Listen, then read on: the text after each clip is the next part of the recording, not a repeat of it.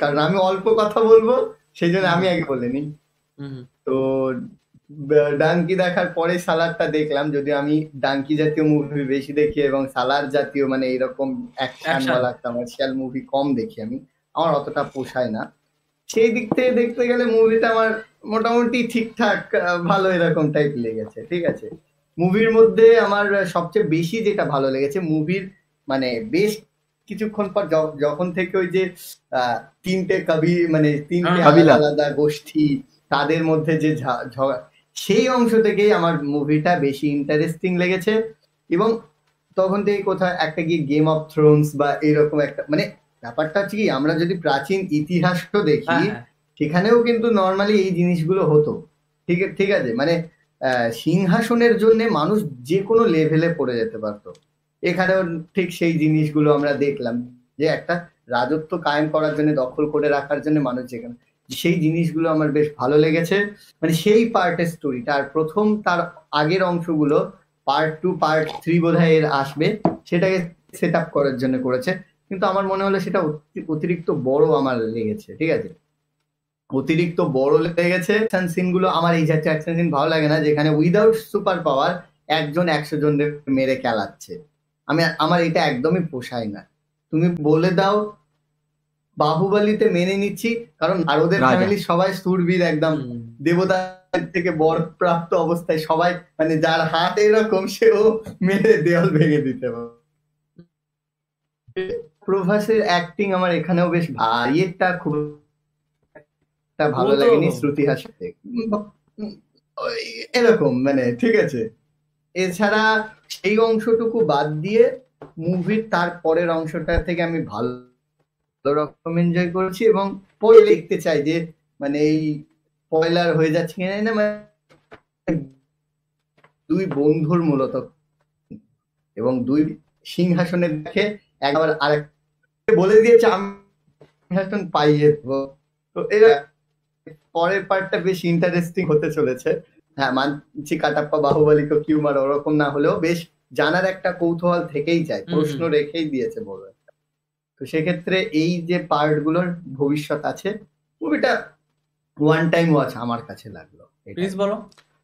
প্রথমত ব্যাপার হচ্ছে মুভিটা যে আমি ওভারঅল বলি, তো মুভি বেশ ভালো লাগলো, এমন না যে খারাপ বা বিচ্ছিরি রয়েছে এরকম বলবো না, মুভি ভালো ছিল। কিন্তু মুভির মধ্যে অনেক খারাপ পয়েন্ট ছিল যেগুলো আমি এবার আলোচনা করব। প্রথমত আমি গ্রুপে যেটা লিখেছি সেটা যদি আমার পারমিশন থাকে আমি দেখে দেখে বলতে চাই, কারণ একই জিনিস আমি আর বলবো না। ব্যাপার হচ্ছে মুভিটা 2 ঘন্টার উপরের, ঠিক আছে।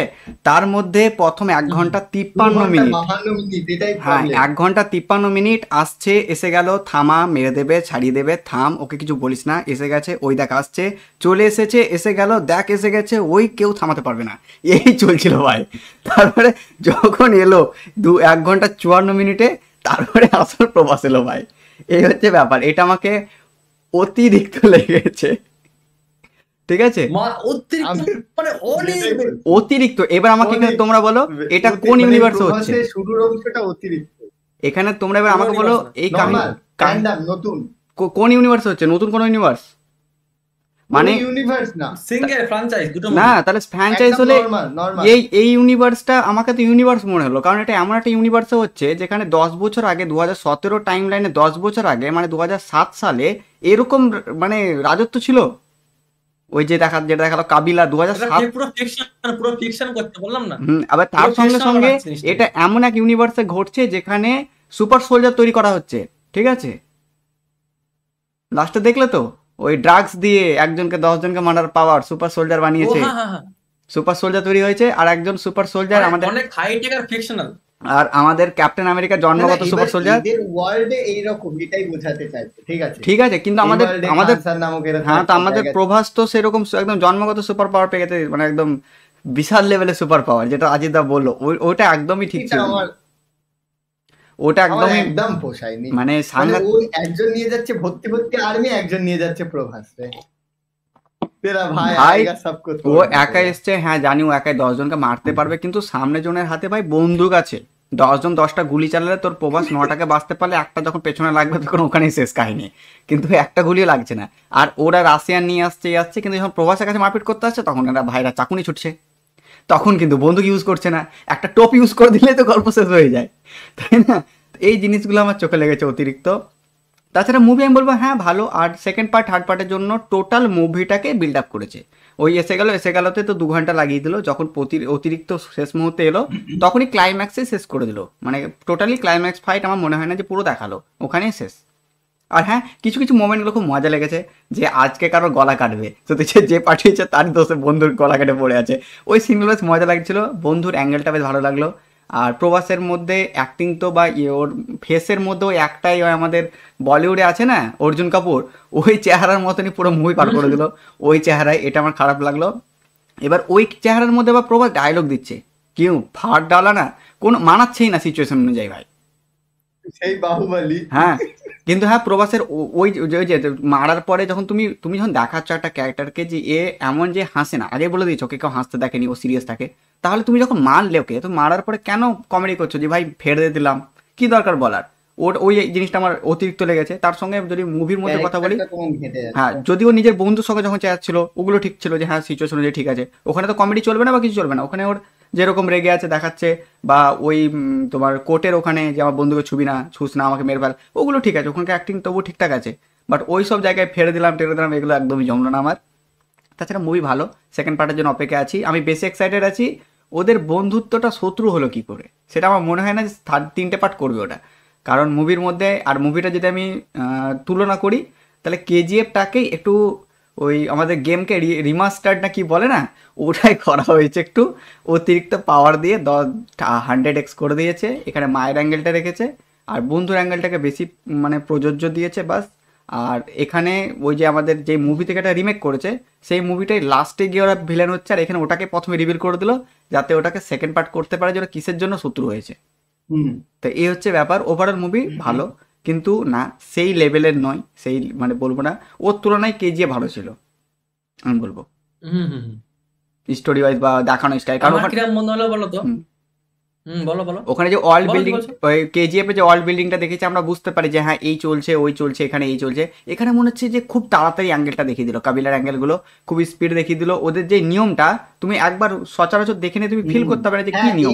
আমি একটা এই জিনিসটা স্কিপ হয়ে গেল, যে গ্রুপে বলছিল আমাদের গ্রুপে যে ওয়ার্ল্ড বিল্ডিংটা, দু একজন বলছিল যে ওয়ার্ল্ড বিল্ডিংটা ভালো হয়েছে, আমি সহমত নই, কারণ মানে অনেকটা টাইম বেকার নষ্ট করেছে প্রভাসের ওই প্রথমের অংশগুলোতে, বেকার নষ্ট। একটা জিনিস আমার মতে কেজিএফ এ ওই ওয়ার্ল্ডের নিয়ম গুলো বা হ্যাঁ। সিংহাসনের বা যে নিয়ম, ওই ব্যাপারটাকে বেশি সময় দিয়ে করতে পারতো, একটা দারুণ ফিলিং দিত গেম অফ থ্রোনস বা অন্যান্য ওই নিয়মটাকে একটু ভালো করে দেখাতে হতো, জাস্ট ওটা জাস্ট পার করে দিয়েছে, যেটা কেজিএফ এ ওই বিল্ডিংটা ঠিকঠাক ছিল। তুমি কেজিএফ এর ওই জায়গাটার নাম কি ছিল যেখানে ওই এটা ছিল, ওটা নামই তো কেজিএফ ছিল তো, হ্যাঁ তো ওই কেজিএফ এর ওই যে জায়গাটা ওটা তোমার ফিল হয়, ওখানকার নিয়ম তুমি জেনে যাও, পুরো মুভিটা ওরকম ভাবে দেখায়, তোমার ফিল হয় যে হ্যাঁ এই দেশের পুলিশরা নেই, কিন্তু এখানে এমনভাবে দেখিয়েছে তোমার মধ্যে অনেক প্রশ্ন থেকে যায় যে এখানে তাহলে এটা কি হলো। আর তার সঙ্গে সঙ্গে এখানে আরেকটা জিনিস দেখিয়েছে যে ইংরেজরা ওদেরকে করতে পারেনি, ওরা ইংরেজকেও তাড়িয়েছে। তো এখানে আমি একটা মাইনাস পয়েন্ট বলতে চাই যে ইংরেজ ভারতের প্রতিটা জায়গায় কিন্তু কবজা করেছিল ম্যাক্সিমাম। তো ত্রিপুরা না না না না না না না না ত্রিপুরা কিন্তু স্বাধীন রাজ্য ছিল, ত্রিপুরা ছিল। আর এই লোকেশনে কোথায় দেখেছি ইয়ে ছিল তো, যখন মানে তোর ইয়ে ছিল মানে ইংরেজ রাজত্ব ছিল, ত্রিপুরায় কিন্তু মানে স্বাধীন রাজা ছিল। না সেটা হোক, কিন্তু আমি বলতে চাইছি এখানে যে জায়গাটা দেখেছি সেটা কোন এরিয়ায় আছে এটা। না না এবার ব্যাপারটা হচ্ছে কি, এবার এক সেকেন্ড এই প্রসঙ্গে যদি বলি, প্রিন্সের বক্তব্য হচ্ছে যে ইংরেজ গোটা ভারত দখল করেছিল, তাহলে এরা কি করে এরকম থাকে। এবার আমি এখানে কি বলতে ডিফেন্ডটা করে নি, আমি ডিফেন্ডটা করে নি। আমরা একটা জায়গায় দেখলাম ওরা মা ছেলে আছে আসামে, ঠিক আছে, আসামে ছিল যেখান থেকে ওকে নিয়ে এলো, তারপরে দ্বিতীয়বার আসামে ছিল। এখানে যদি কাহিনীটা এমন করতো, এই যে ওদের যে ফিকশনাল ওয়ার্ল্ডটা যেটা ওই কাবিলা, ওটা যদি আসামে করতো না বেশি বেটার হতো, কারণ আসামে ইংরেজরা দখল করতে যায়নি, তো ওখানে আমরা একটা দেখাতে পারতাম যে আসামি ওখানে ওরা ছিল বলে ইংরেজরা দখল করতে পারেনি। না না এবার এটা কেন করছে আমার মত হলে, ওরা এই যে খানসার বলে যে জায়গাটা, ওরা পুরো একটা ফিকশনাল একটা জায়গা করে রেখে দিয়েছে, গৌতম সিটি, ঠিক আছে, গৌতম সিটি যেমন, এবার ফিকশনাল জায়গা। এবার ব্যাপারটা হচ্ছে রিয়েল ওয়ার্ল্ড হলে সেখানে ইচ্ছা মতো জিনিস ওরা ঢোকাতে পারবে না, কারণ আমরা জানি আসামের কোথায় কি আছে, কি রাজা হয় কি প্রজা হয়, কিন্তু যখনই বলে দিচ্ছে এরকম একটা ফিকশনাল ওয়ার্ল্ড বা জায়গা, কিন্তু তখন সেখানে রাজা প্রজা সিস্টেমও চালু করতে পারে, যা ইচ্ছা আমার করতে এখানে পারে। মানে কমপ্লেন্ট হচ্ছে যে তুমি যখন ওটা ফিকশনাল বানাচ্ছ জায়গাটা, তাহলে ইংরেজ অ্যাঙ্গেল দেওয়ার কোনো দরকার ছিল না, আরো পাওয়ারফুল কোনো না, না, রাজা। দিতেই পারে, এটা নর্মাল। আচ্ছা তাহলে বুঝতে ঠিক পেরেছি, আছে। প্রিন্সের কথা বুঝেছি, প্রিন্সের কথা বুঝেছি। আর প্রিন্সের কথা বুঝতে পারো, ওটা বলতে পারো তুমি যে আরো ক্রিয়েটিভ চয়েসও দেখাবে। হ্যাঁ হ্যাঁ, হ্যাঁ, এটা হ্যাঁ, এটা এটা পয়েন্ট অফ ভিউ। যেটা ডিসির মধ্যে গথম সিটিও আছে, আবার নিউ ইয়র্কও আছে, ওরকম করে ওটা খুব কিছু করার সহজ নেই, ওটা হবে। চয়েস ক্লাস ওর। 11-12 এ যারা পড়েছে, আর কে নারায়ণের যে মালগুড়ি ডেজ বলেই আছে, ওই পুরো গোটা শহরটা আর কে নারায়ণের কল্পনা করা।